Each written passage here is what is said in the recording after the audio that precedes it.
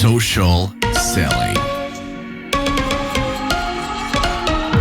Les créatifs vont être différents, oui, parce que, par exemple, sur le marché de la France et du Canada, nos créatifs qui sont un petit peu plus promotionnels vont bien performer versus aux États-Unis, c'est tout ce qui est très natif avec peu de taglines qui vont nous donner les meilleurs résultats.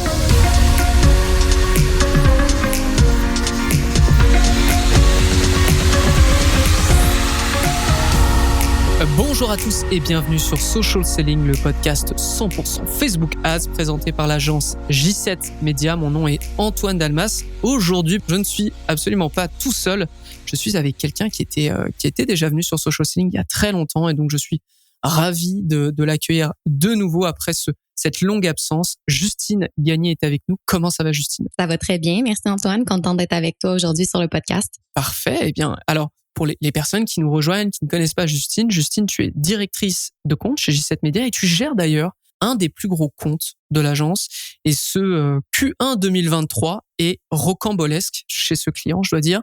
L'année dernière, pour vous situer, sur janvier-février, nous étions à 741 000 $ dépensés et cette année, c'est 1 065 000 $ dépensés sur plusieurs marchés différents. Donc, c'est une augmentation de 43%. Mars s'enligne pour atteindre les 900 000 $ dépensés. Je crois qu'il est donc temps de faire un petit point sur ta stratégie et ce qu'il se passe. Donc Justine, est-ce que tu peux me parler un peu de ton client et de son domaine d'expertise? Oui, absolument. En fait, mon client est dans le domaine de l'événementiel. En fait, il s'agit d'une course qui est dédiée uniquement aux femmes et qui a pour simple objectif de se faire du plaisir entre amis et de se créer des souvenirs. Donc, la course, elle s'adresse à toutes les femmes de tous les âges, de tous les niveaux. Et c'est une course qui est disponible dans plusieurs villes au Canada, aux États-Unis et en France. OK. Et c'est quoi les canaux d'acquisition pour cet annonceur? Qu'est-ce que représente Facebook sur cette liste? Le seul canal payant d'acquisition, c'est Facebook. On a pendant un moment fait du Google Ads, on a même testé du TikTok Ads, mais présentement, l'investissement budgétaire est mis à 100% sur la publicité Facebook. Enfin, intéressant quand même à dire, faut dire qu'ils sont très, très présents en organique. D'accord. Et tu auras d'ailleurs l'occasion, je pense, de nous en reparler un petit peu plus tard de l'organique et de la preuve sociale. Mais est-ce que tu pilotes de l'emailing aussi? Est-ce qu'il y a une stratégie en place là-dessus? Comment ça se passe? Parce qu'on sait que ça doit être important quand même. Oui, à 100%. Le volet emailing est vraiment très important dans leur écosystème. On s'assure de notre côté de populer leur liste email en tout temps via des campagnes de lead gen et ce, principalement juste avant l'ouverture des billetteries dans le but par la suite d'informer l'ensemble des abonnés qu'ils peuvent désormais s'inscrire à la course de leur choix. Par la suite, c'est entre 1 et 3 emails qui sont envoyés à chaque semaine pour annoncer des promotions, des flash sales, l'ouverture de nouvelles courses, etc. Puis ça, c'est sans compter tous les différents flows qui sont mis en place. D'accord. Les flows, c'est des séquences automatiques dès lors qu'un lead rentre dans la base, c'est ça? Exactement. OK, d'accord. Bon, vous comprenez du coup que l'idée, ça va être de voir ce qui a été fait avant et ce qui est fait aujourd'hui et ce qui a pu permettre à Justine ainsi qu'à cet annonceur de scaler autant ses dépenses en publicité Facebook. Donc, Justine, c'était quoi la stratégie sur ce compte en Q1 2022, donc l'année dernière? Donc, en 2022, on utilisait la même structure et la même stratégie qui était en place depuis déjà 2-3 ans, si je me trompe pas, et qui nous avait historiquement donné d'excellents résultats. C'est important de mentionner que chaque marché est géré vraiment via un compte publicitaire Facebook distinct. Ensuite, il faut savoir que le premier trimestre est pour ce type de client-là le trimestre le plus important de l'année. Les gens sont en mode résolution et c'est un type d'événement qui s'inscrit super bien sur une liste de résolution. Donc, c'est à cette période-là que l'investissement publicitaire est le plus important. Alors, au premier trimestre de 2022, on roulait avec une campagne en CBO qui ciblait l'ensemble des villes où se tenait une course. En termes de messaging, on utilisait le hook New Year, New Me, comme plusieurs annonceurs vont utiliser à cette période de l'année.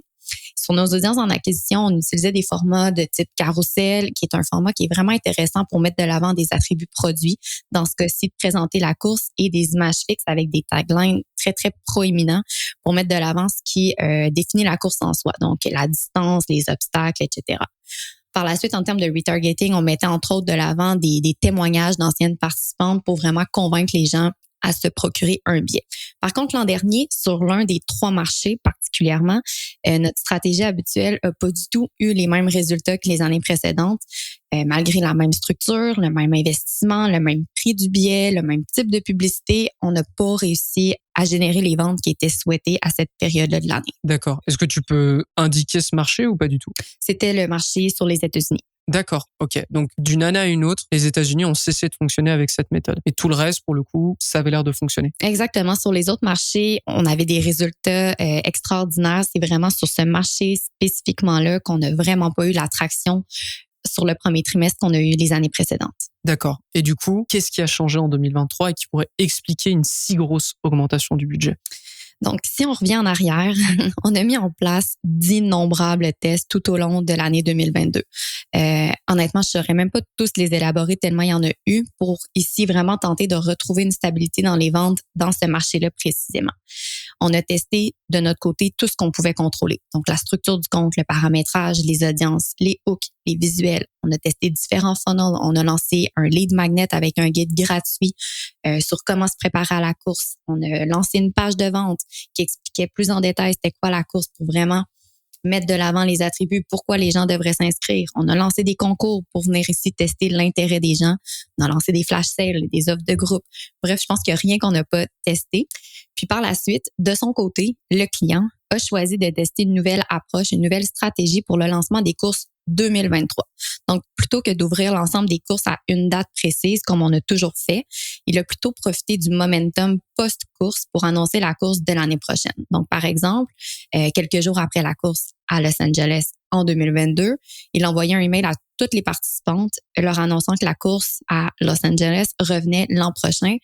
Et cela venait avec une offre super agressive qu'on nommait une offre VIP et qui durait sur une période très, très limitée. Par la suite, nous, de notre côté, on a utilisé cette même offre-là via des campagnes Facebook. Maintenant, on s'adressait vraiment à tout le monde, pas juste aux anciennes participantes.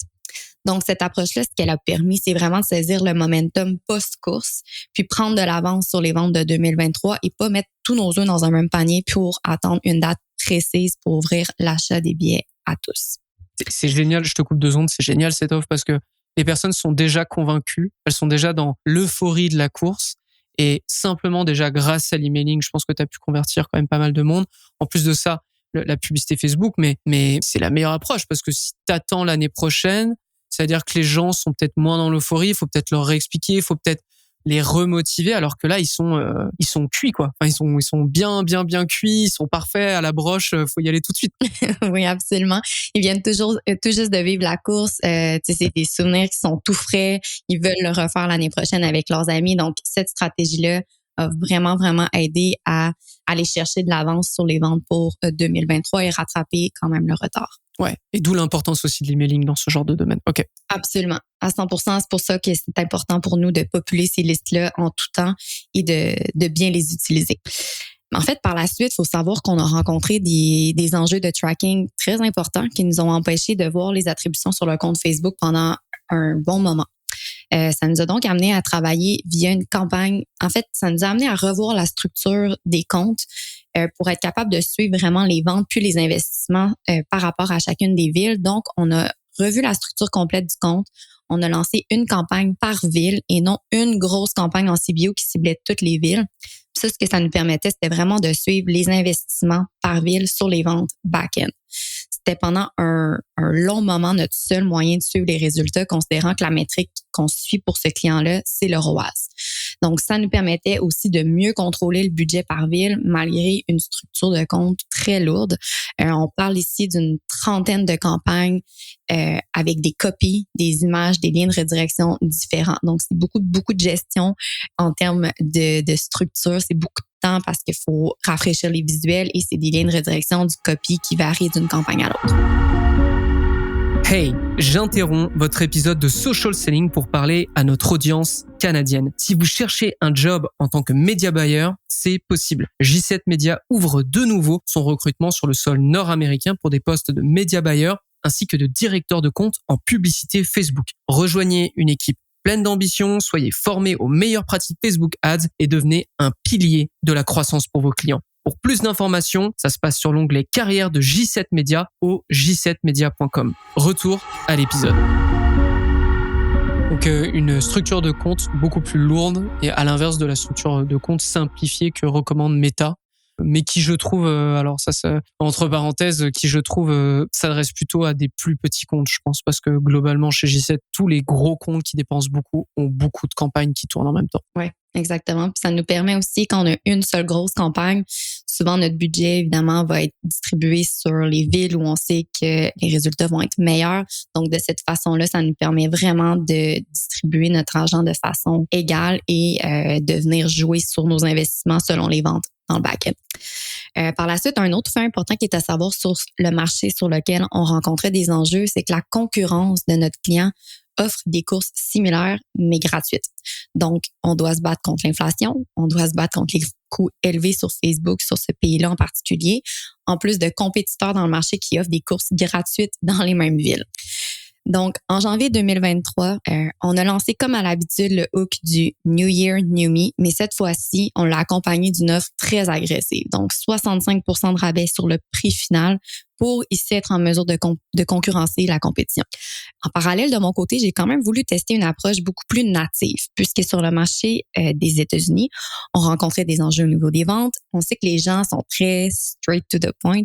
Donc, j'ai testé des images prises lors d'une course, mais sans aucun tagline, aucun call to action, aucun filtre et un copy très, très lean, très basic. Okay, donc, très court. Très court, exactement. Okay. Donc, pour résumer, le hook, c'était « The race is coming to your city in 2023 ». Au niveau du copy, on disait « Don't miss your chance, it's gonna be a blast ». Et au niveau du headline, c'est là qu'on a vraiment voulu miser sur le volet équipe, sortie entre amis, créer des souvenirs. Donc, on y est allé pour « Build your team », construis ton équipe. D'accord. Donc, juste qu'on traduise un peu, c'est le hook, c'est la course arrive dans ta ville et tu citais le nom de la ville d'ailleurs en 2023. Ne manque pas ta chance d'y participer parce que ça va être trop bien. Et la headline, donc le titre, c'était construis ton équipe. Exactement, en plein ça. Donc, on a lancé ces publicités-là en compétition avec nos publicités qui annonçaient l'offre à 65% de rabais. Et les publicités très evergreen ont carrément explosé en termes d'engagement. Donc, ici, on parle de plusieurs centaines de commentaires, de likes, de partages, de tags entre amis sur chacune des publicités dans chacun des marchés. Ces pubs-là ont même dépassé nos publicités qui parlaient de 65% de rabais, qui étaient très promotionnelles, très axées sur la flash sale, en fait. Donc, en gros, ce qu'on a fait, on a changé la structure du compte pour y aller avec une campagne par ville, ce qui nous permet de mieux contrôler nos investissements par course. On a fait un changement dans l'offre, donc un pourcentage de rabais important qu'on n'avait pas l'année d'avant. Et on a lancé des pubs evergreen qui nous permettent de rouler longtemps avec les mêmes publicités et de ne pas avoir à stopper une publicité qui performe bien parce que l'offre a changé ou est terminée. Ouais, ok, d'accord. Donc, un rabais important et t'y aller un petit peu plus avec des pubs evergreen dans l'idée pour que ça dure plus longtemps et pour peut-être aussi collecter un peu plus d'engagement social. Parce que Absolument. On en avait parlé, mais plus dans l'académie de cette publicité-là, parce qu'elle avait vraiment fait un tabac. On avait vu la différence dans même le prix du CPM, enfin le coût du CPM avec cette publicité-là. Ça n'avait rien à voir par rapport à l'autre, parce qu'en fait, ta pub evergreen, les gens, tu les invitais à engager dessus, donc ils commentaient énormément, ils likaient, ils partageaient, etc. Et Facebook te faisait payer moins cher la diffusion. C'était impressionnant. Ouais. C'est pour ça que je vous encourage à toujours réflechir à est-ce qu'il y aurait pas une publicité que vous pourriez tester de ce type-là, c'est-à-dire essayer de générer de l'engagement parce que il est fort probable, parce que c'est aussi comme ça que le méta fonctionne au niveau de la diffusion des publicités, c'est est-ce que ces publicités vont engager? Si les gens engagent, naturellement, c'est qu'ils ont une bonne expérience avec la publicité et par extension avec la plateforme de Facebook ou d'Instagram. Donc, Meta a tout intérêt à mettre en avant ce genre de publicité parce que ça laisse une bonne expérience. Testez ça parce que vous pouvez être surpris des résultats. Je me tourne vers toi, Justine. Très récemment, toi, tu as ouvert aussi le UK, donc United Kingdom, avec cet annonceur, ce qui te fait, au final, 4 marchés à gérer à présent. Est-ce que tu peux m'expliquer un peu comment tu t'y prends pour ouvrir un nouveau marché? Parce que là, du coup, t'en avais 3 d'abord, là maintenant t'es au 4e. Ouais. En fait, normalement, dès qu'on sait qu'on souhaite ouvrir une course sur un nouveau marché, un nouveau pays, on va lancer en amont une campagne en lead gen. Donc, l'objectif avec cette campagne-là, ça va être de présenter la course en soi via une landing page et d'inviter les gens à nous donner leur adresse email pour qu'ils soient les premiers informés lorsque la billetterie va ouvrir et de pouvoir profiter des offres Early Bird. En parallèle, de notre côté, on va lancer aussi des campagnes en vidéo view avec des vidéos qui sont très brand, qui vont être travaillées via le client directement, qui sont très explicatives pour bien présenter la course, sachant qu'on est sur un marché où les gens ne nous connaissent pas du tout. C'est une toute nouvelle course, ils n'ont jamais entendu parler de nous. Donc ça nous permet ensuite de pouvoir recibler les gens qui ont vu notre vidéo et de pouvoir pousser une offre de lancement. D'ailleurs, juste pour revenir sur la campagne en vidéo view, c'est une campagne que j'utilise sur tous mes marchés en tout temps. Donc, je la laisse rouler de façon evergreen. Ça me permet vraiment de présenter la course à une audience qui est très, très froide et de venir populer mon audience de retargeting. D'accord, ok. Et vu que c'est la même vidéo pour tous les marchés, en tout cas les marchés anglophones, je suppose, tu collectes énormément de preuves sociales aussi. Exactement. Ok, d'accord. Donc l'idée quand vous êtes dans ce genre de domaine, c'est quand même d'avoir des éléments qui rassemblent beaucoup de gens parce que c'est de la preuve sociale et ça vous permet de gagner la confiance de votre audience. Est-ce que tu as, sur tes différents marchés, est-ce que tu as des offres aussi qui sont différentes? Est-ce que tu as des différences dans les créatifs? Tu parlais notamment des États-Unis, comme quoi les gens étaient un peu plus straight to the point, donc ils n'ont pas besoin si ça leur plaît, ils achètent, si ça leur plaît pas, ils achètent pas et basta. Est-ce que tu as noté vraiment des différences entre les marchés? Parce que c'est quelque chose qui peut être important pour des marques qui souhaiteraient s'exporter ailleurs. Oui, absolument. Il n'y a pas un marché qui est pareil. Donc, notre stratégie, notre structure de compte sont les mêmes d'un marché à l'autre. On va jouer principalement sur le pourcentage de rabais offert sur le billet par rapport à un marché ou l'autre. Les créatifs vont être différents, oui, parce que, par exemple, sur le marché de la France et du Canada, nos créatifs qui sont un petit peu plus promotionnels vont bien performer versus aux États-Unis, c'est tout ce qui est très natif avec peu de taglines qui vont nous donner les meilleurs résultats. On utilise quand même sur tous les marchés du contenu qui est très, très evergreen pour nous éviter de devoir changer les créatifs à tout bout de champ. C'est amusant, c'est même contre-intuitif un peu de se dire que les États-Unis, c'est beaucoup moins promotionnel, mais en même temps, tu as des concurrents qui, eux, n'offrent pas de promotion parce que, entre guillemets, ils sont gratuits. Donc, je saurais pas comment prendre ce problème à la base si j'avais pas testé créatif promotionnel ou evergreen. Je sais pas sur quoi je serais parti immédiatement, mais c'est intéressant de voir cette grosse différence quand même aux États-Unis. Et là, Q2 va commencer. À l'heure où on enregistre ce podcast, donc on est fin mars, qu'est-ce que vous testez à présent? Qu'est-ce que vous comptez faire et c'est quoi les attentes historiquement avec un Q2? Donc, en Q2, les courses vont commencer à débuter dans certains marchés. Ça va faire en sorte que inévitablement les budgets publicitaires vont commencer à descendre tranquillement puisqu'on va cibler de moins en moins de villes au fil du temps. À la vitesse qu'on va présentement sur l'ensemble des marchés, c'est prêt, voire probablement dépasser 70% des billets, donc des objectifs de vente qui vont être atteints pour l'année 2023. Donc, ce qui est vraiment extraordinaire.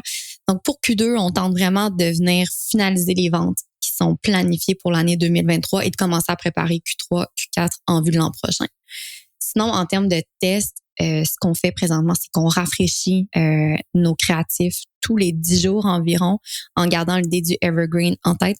On va aussi tester quand même des hooks un petit peu plus promotionnels pour les mettre en compétition avec du evergreen quand il y a des périodes un petit peu plus creuses. Mais c'est vraiment de venir rafraîchir nos créatifs. C'est là-dessus qu'on mise présentement. D'accord. Donc, il y a peut-être un effort un petit peu plus important sur le retargeting plus que l'acquisition parce qu'aussi ça peut faire au moins 6 mois que tu es sur les mêmes villes et que tu as fait de l'acquisition à fond sur les mêmes villes parce que tu as commencé évidemment l'année dernière en hiver dernier, si je dis pas de bêtises. Exactement. Même pour certaines villes, on a commencé dès que la course de 2022 était terminée. Donc, pour certaines villes, ça fait déjà très longtemps qu'on généralement, on est c'est dans entre le printemps-été parce que tu fais ça quand il fait beau en théorie. On croise les doigts qu'il fasse beau lors de ta course. Donc, effectivement, un peu comme un espèce de Black Friday où tu as fait de l'acquisition énormément et à partir de là, tu pars que en retargeting. Et si besoin, tu te trouves un peu à l'acquisition, donc à des audiences froides, si tu vois que la fréquence augmente beaucoup trop sur le retargeting. Ok, d'accord. Et question un peu généraliste, peut-être qui va sortir de purement ton compte Facebook Ads, mais qu'est-ce que ce compte t'a appris de l'événementiel en Facebook Ads? Il faut vraiment analyser les marchés. OK, il faut vraiment analyser les marchés, comprendre la concurrence, comprendre comment s'adresser en termes de messaging sur chacun des marchés. Une stratégie, une structure, un prix, une offre peut fonctionner super bien sur un pays ou pendant un certain temps, mais on se doit de rester à jour en tout temps. Dans ce cas-ci, on s'est rendu compte après de nombreux tests que l'enjeu principal sur le marché des États-Unis, c'était le prix du billet. Donc, même si on faisait des flash sales, on rattrapait pas le retard. C'était pas suffisant de faire une promo sur 2-3 jours. L'inflation, la compétition était trop importante. Il fallait tout simplement diminuer le prix du billet. Puis par la suite, trouver une façon de pas avoir à toujours renouveler nos créatifs pour éviter de retourner toujours en phase d'apprentissage. Pour vendre un événement, il faut que les gens ils voient l'événement. Il faut qu'ils le comprennent. Donc, via des publicités, des images qui sont très claires, pas avec trop de filtres, pas trop de taglines. On veut comprendre c'est quoi qui se passe lors de cet événement-là. Et un copier qui est assez simple, qui est assez direct, dans lequel on va comprendre rapidement c'est quoi l'essence du produit, c'est quoi l'événement en soi. Finalement, on en a parlé beaucoup, mais tout ce qui est le social proof, l'engagement, ça fait vraiment toute la différence quand on parle d'événementiel. Ouais, on a vraiment vu la différence quand tu m'en avais parlé une première fois, la preuve sociale et de pousser vers la preuve sociale alors que tu as des publicités. Et là, on parle pas de posts organiques, mais vraiment des publicités. Ça, j'ai l'impression que ça a pas mal changé tes résultats sur Facebook Ads. Et puis, on en parlait aussi, mais l'emailing, forcément, c'est quelque chose qui peut à la fois augmenter une bonne position et puis en même temps rattraper quand vous avez des retards, parce que l'emailing c'est quoi, c'est vous achetez ça une fois par mois et puis après vous faites un peu ce que vous voulez, contrairement à la publicité Facebook qui elle coûte à chaque fois que vous voulez diffuser. Donc c'est pour ça, ayez de l'emailing, ça peut vraiment vous sauver de plein de situations ou juste augmenter de bonnes situations. Justine, exactement. Merci d'avoir été avec nous. Est-ce que tu as envie de donner un dernier conseil aux auditeurs de Social Selling? Faut tester, faut continuer de tester. Je pense qu'on le dit tout le temps, on n'arrêtera jamais de le dire, mais je pense que tous les tests, puis d'aller fouiller, d'être curieux, d'aller voir ce que la compétition fait en tout temps, on le fait, mais souvent on le fait pas assez ou on le fait pas de façon assez régulière. On peut vraiment trouver des petites trouvailles qui vont nous aider à retrouver une stabilité ou à venir scaler un compte. Écoute, c'est parfait. Effectivement, testez, dépassez-vous. Attendez pas que ça tombe parce que ça ne tombera pas. Merci beaucoup, Justine, d'avoir été avec nous. Merci à toutes les personnes qui nous écoutent sur Social Selling. Si le podcast vous plaît, n'hésitez pas à nous mettre une petite note, un petit commentaire. N'hésitez pas aussi à venir écouter notre nouveau podcast No Pay, No Play, dans lequel on parle aussi de publicité Facebook. Et on aura aussi Justine qui va passer, un de ces 4, je l'espère en tout cas. Donc c'est tout pour aujourd'hui. Moi, je vous donne rendez-vous au prochain épisode de Social Selling. Social Selling. Social Selling.